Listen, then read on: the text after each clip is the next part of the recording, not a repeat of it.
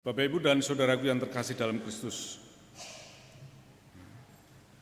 merenungkan kemerdekaan, saya mencoba membaca-baca artikel-artikel. Ternyata dari artikel 20 tahun yang lalu pun juga masih sama keprihatinannya, terutama persoalan korupsi. Yang dari 20 tahun lalu, ternyata 20 tahun lalu pun juga masih korupsi yang menjadi keprihatinan utama. Ya. Bagaimana kemudian hari ini di ulang tahun ke-80 bangsa kita ini, kemudian kita merenungkan kemerdekaan. Pertama-tama yang harus disadari, merdeka, padanan kata dari merdeka itu adalah bebas. Ada dua arti dari kata bebas atau merdeka ini. Bebas dari dan bebas untuk. Nah, kalau yang kita perjuangkan itu adalah bebas dari segala-galanya, kita tidak mungkin. Begitu kita lahir gitu saja, kita langsung diikat oleh hukum-hukum. Ya, saya lahir di Indonesia, begitu lahir lah sudah langsung terikat hukum Indonesia. Ya, dengan segala macamnya. Ya. Kemudian nanti masuk sekolah terikat dengan hukum sekolah, peraturan sekolah.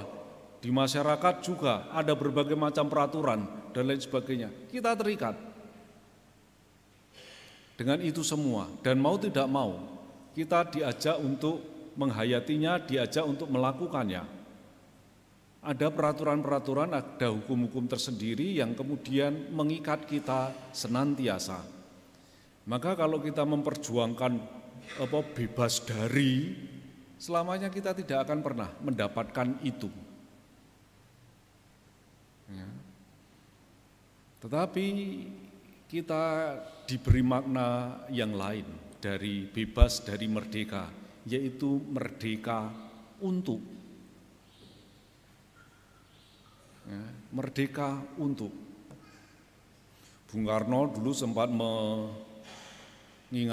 itu ya, perjuanganku itu lebih mudah karena musuhnya itu kelihatan.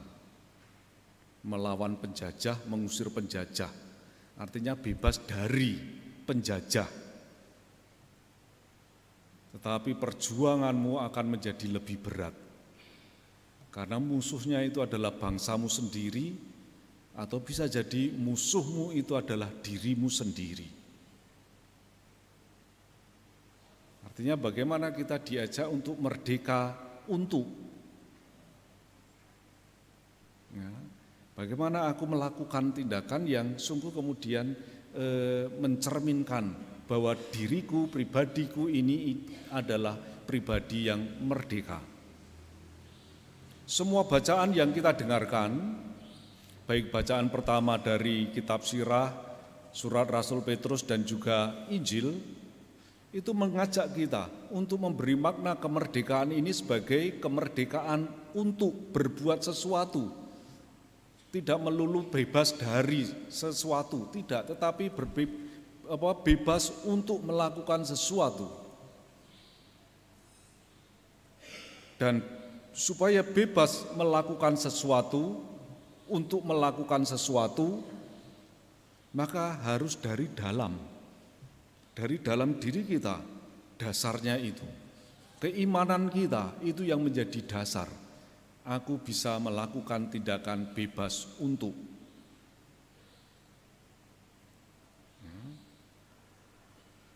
Surat Rasul Petrus dalam bacaan kedua mengajak kita untuk walaupun tunduk kepada pemerintahan, tunduklah kepada lembaga manusia, baik itu kepada raja pemegang kekuasaan, kalau di sini presiden begitu, maupun kepada wali-wali yang ditetapkannya, menteri-menteri dan lain sebagainya, eselon 1, 2, 3, 4 begitu, untuk menghukum orang-orang yang benar dan mengganjar yang baik.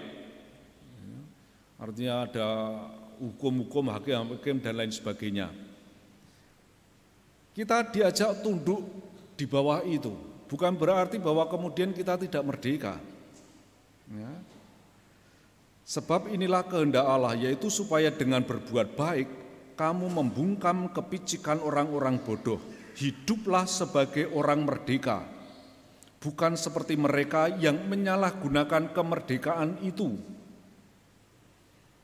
untuk menyelubungi kejahatan-kejahatan mereka, tetapi hiduplah sebagai hamba Allah. Tidak menggunakan kepandaiannya, kepintarannya itu untuk meliciki sesamanya, tetapi sebaliknya menggunakan kepandaian, talenta-talentanya itu untuk berkarya bagi bonum komune, kebaikan bersama. Rasul Petrus juga menegaskan apa itu hidup sebagai hamba Allah. Hormatilah semua orang. Itu yang pertama. Hormatilah semua orang. Bukan soal hormat gini ya, tidak, tapi saling menghargai.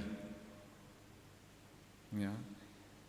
Karena aku dan kamu pun juga masih sama-sama makan nasi, sama-sama tinggal di bumi yang cuma satu ini, sama-sama kalau dicubit juga sakit.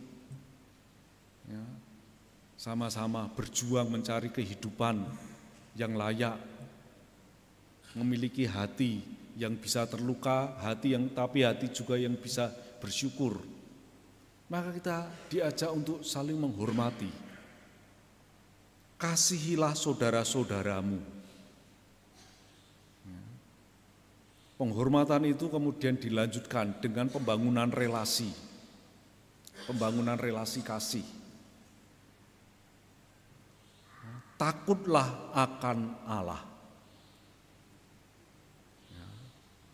Bahwa semuanya itu pada akhirnya nanti harus dipertanggungjawabkan di hadapan Allah. Maka takut akan Allah ini membawa kesadaran pada kita bahwa segala yang aku lakukan ini pada saatnya nanti harus aku pertanggungjawabkan. Yang terakhir, hormatilah raja. Ya, bukan takutilah raja, hormatilah raja. Kita menghormati, ya, kita menghormati. Nah, tapi bacaan pertama ini juga menjadi peringatan bagi para pemimpin. Raja yang tidak terdidik membinasakan rakyatnya. Maka kalau memilih pemimpin, jangan yang tidak terdidik, jangan yang bodoh. Tetapi sebuah kota sejahtera berkat kearifan para pembesarnya.